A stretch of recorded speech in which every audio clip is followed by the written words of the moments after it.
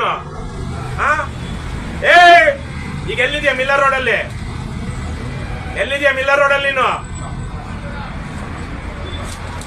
ತಗೊಂಡೋಗಲ್ಲ. ಏ ಕಾಂತೇಶು, ಅವ್ನು ನೀನ್ ಯಾರ ಜೊತೆ ಮಾತಾಡಿದ್ಯಾ? ಯಾರೋ ಜೊತೆ ಮಾತಾಡಿದ್ಯಾ? ಯಾವಾಗ ಆಗುತ್ತೆ ಕೆಲಸ ಸಂಬಂಧ? ಈಗ ತಾನೇ ನೀನ್ ಹೇಳಿರೋದು ಎಲ್ಲ ರೆಕಾರ್ಡ್ ಆಗಿದೆ. ಯಾವಾಗ ಯಾವನ ಹತ್ರ ಕೇಳಿ ಕೆಲಸ ಮಾಡ್ತೀಯ ಹೇಳು ಬೇಗ.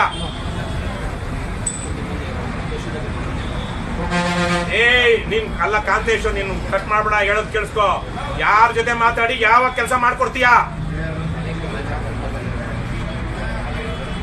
ಯಾವಾಗ ಯಾವಾಗ? ಆ ಹೆಣ್ಮಕ್ಳ ಹತ್ರ ಇವನು ನೀನು ಮುಂದ್ರೆಡ್ಡಿ ಎಲ್ಲ ಸೇರ್ಕೊಂಡು ಆಟ ಆಡ್ತಿದ್ದೀರಾ ಪಾಪ ಹೆಣ್ಮಕ್ಳ ಹತ್ರ ಮಾಡೋದಿಕ್ಕೆ.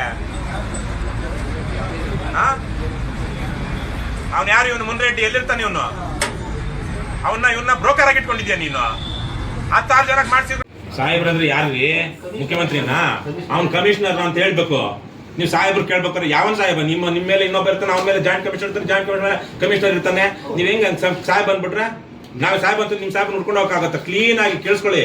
ಸರ್ಕಾರಿ ಅಧಿಕಾರಿಗಳು ನೀವು ಯಾವ ಅಧಿಕಾರಿಗಳು ಡೆಸಿಗ್ನೇಷನ್ ಇದೆಯೋ ಅದನ್ನ ಕರೆಕ್ಟ್ ಆಗಿ ಹೇಳೋದು ಮಾತಾಡ್ಕೊಳ್ಳಿ.